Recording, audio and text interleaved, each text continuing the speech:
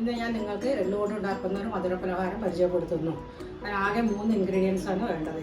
ഒന്ന് നമ്മുടെ വെളുത്ത എള്ള്, 2 ഏലക്കായപ്പൊടി, 3 നമ്മുടെ ശർക്കര. അത് ചുവന്ന ശർക്കര എടുക്കണം. ശർക്കര അച്ഛന് അതിൻ്റെതായ ഒരു തിക്നെസ്സും അതിലൊരു ഗുണവും കിട്ടില്ല. പിന്നെ ചുവന്ന ഇവിടെ മാർക്കറ്റിൽ അവൈലബിൾ ആണ്. അത് നമുക്ക് ചോദിച്ചാൽ കിട്ടുന്നതാണ്. ഒരു തരം ഉരുക്കിയാൽ ഒട്ടുന്ന തരം ശർക്കരയാണത്. അപ്പോൾ അത് നമുക്ക് മിക്സാക്കി നമുക്ക് എള്ള് എങ്ങനെ ഉണ്ടാക്കാമെന്ന് പരിചയപ്പെടുത്തുന്നു. നമുക്ക് ചെറു ചൂടിൽ ഈ എള്ളൊന്ന് വറുത്തെടുക്കാം. ഈ എള്ള് വറുത്ത് വരുന്ന സമയം കൊണ്ട് നമുക്ക് അപ്പുറത്തെ സ്റ്റൗവിൽ ശർക്കരയിൽ 1/4 കപ്പ് വെള്ളമൊഴിച്ച് അത് ശർക്കരപ്പാവ് പരുവത്തിൽ ആക്കിയെടുക്കണം. അധികം തിളച്ചും ആവരുത്. അപ്പോൾ പിന്നെ ശർക്കര എള്ളുണ്ട കട്ടിയായി കടിക്കാൻ അല്പം ബുദ്ധിമുട്ട് വരും. ഇത് തിളച്ച് വരുമ്പോഴേക്കും കെടുത്തി ഈ വറുത്ത എള്ള് അതിലേക്ക് മിക്സ് ആക്കണം. എള്ളിലേക്ക് ശർക്കരപ്പാവ് ചേർത്താലും മതി. കാരണം പാകത്തിന് നമുക്ക് ശർക്കരപ്പാവ് ചേർത്ത് കൊടുക്കാം. മറ്റത് എള്ള് കുറഞ്ഞു പോയാൽ അത് വെള്ള രൂപത്തിൽ അവിടെ ഉണ്ടാവും. നമുക്ക് ഉരുള കെട്ടിയെടുക്കാൻ വളരെ ബുദ്ധിമുട്ടായിരിക്കും. നമ്മുടെ എള്ള് വറുത്തത് റെഡിയാണ്. നമ്മുടെ ശർക്കരപ്പാവും ഇതിൽ റെഡിയായി വന്നിട്ടുണ്ട്. അതിലേക്ക് നമ്മൾ അല്പം ഏലക്കായ പൊടി ചേർത്ത് കൊടുക്കുന്നു. അത് നല്ലവണ്ണം ഇളക്കി ചേർത്തതിന് ശേഷം നമുക്ക് അല്പം നെയ്യ് ചേർത്ത് കൊടുക്കാം. അത് ഓപ്ഷണലാണ്. അത് നമുക്ക് എല്ലാവരും അവരവരുടെ ഇഷ്ടത്തിനനുസരിച്ച് വേണമെങ്കിൽ ചേർക്കാം, അല്ലെങ്കിൽ വേണ്ടാന്നും വയ്ക്കാം. നമ്മളത് ചേർത്ത് ഇളക്കി വെച്ചതിന് ശേഷം ഈ ശർക്കര പാവിലേക്ക് നമ്മൾ ഈ എള്ള് കുറേശ്ശെ ചേർത്ത് കൊടുക്കുന്നതാണ്.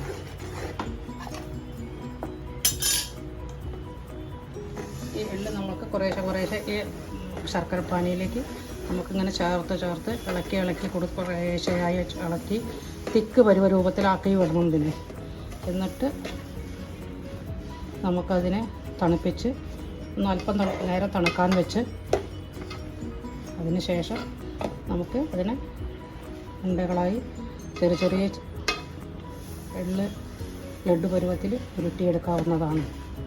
അല്പനേരം ഇതിനെ തണുക്കാൻ അനുവദിക്കണം. നമ്മൾ ഇളക്കി ചേർത്ത് നമുക്ക് അല്പം ഇത് ഒന്ന് മൂടി വയ്ക്കാം.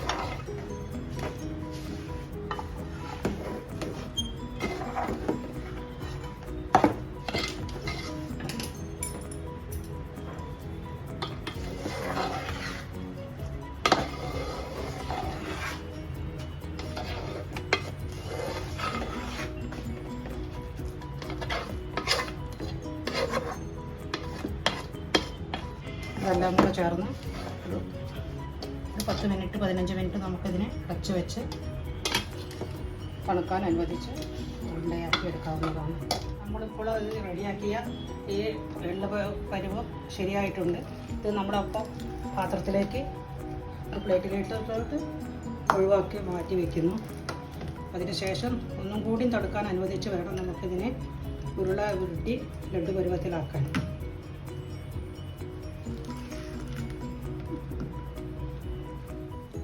ഇത് നമ്മൾ എള്ള് ഉരുക്കിയത് ശർക്കരപ്പാവിൽ വെച്ച് അധികം കടക്കായി പോയിട്ടുണ്ട്. കടക്ക് പറഞ്ഞാൽ നല്ലോണം തിക്കായി നല്ല ടൈറ്റ് പരുവത്തിലായിട്ടുണ്ട്.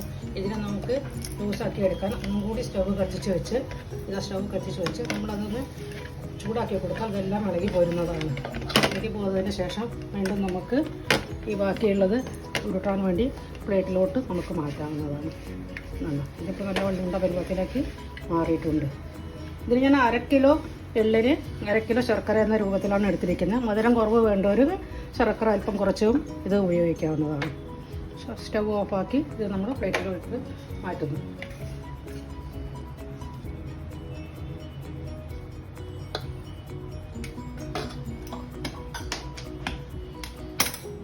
നമുക്ക് ഇനി ഇത് കയ്യിൽ അല്പം നെയ്യോ അല്പം വെള്ളമോ ചേർത്ത് കൊടുത്ത് ഇതിനെ ചെറിയ ഉരുളകളാക്കി നമുക്കതിനെ എടുത്ത് ലഡ്ഡു പരുവത്തിലാക്കി നമുക്കൊരു കണ്ടെയ്നറിൽ സൂക്ഷിക്കാം. ഇതിപ്പോൾ ഞാൻ ഉരുട്ടി വരുന്നതാണ്. ഇങ്ങനെ ഇത് മുഴുവനും ചെറിയ ഉരുളകളാക്കി ഉരുട്ടിയെടുക്കുക. കട്ട പിടിച്ചിട്ടുണ്ടെങ്കിൽ വീണ്ടും അതൊന്ന് ചൂടാക്കി കൊടുത്ത് പാനിലോട്ടിട്ട് ചൂടാക്കി കൊടുത്ത് അത് നമുക്ക് ഇങ്ങനെ ഒരാളും ചൂടാക്കി വെച്ചാൽ മതി. അപ്പോൾ അത് ഉരുകി വരും. ശർക്കരയില്ലേ, അപ്പോൾ നമുക്കിത് ഉരുട്ടി എടുക്കാൻ പറ്റുന്നത്. പാൻ ഇടയ്ക്കിടയ്ക്ക് ഒന്ന് ചൂടാക്കി കൊടുത്താൽ മതി. പാനിലാണെങ്കിൽ, പ്ലേറ്റിലാണെങ്കിൽ നമുക്ക് ആ പാനൊന്ന് ചൂടാക്കി അതിലോട്ട് ഇട്ട് കൊടുത്ത് ഒന്ന് തിരിച്ചെടുത്തിട്ടാൽ മതി. അങ്ങനെ നമുക്കത് ചെറിയ ഉരുളകളാക്കി അല്പം വെള്ളമോ നെയ്യോ ചേർത്ത് വീണ്ടും ഇങ്ങനെ ചേർത്ത് കൊടുക്കുക.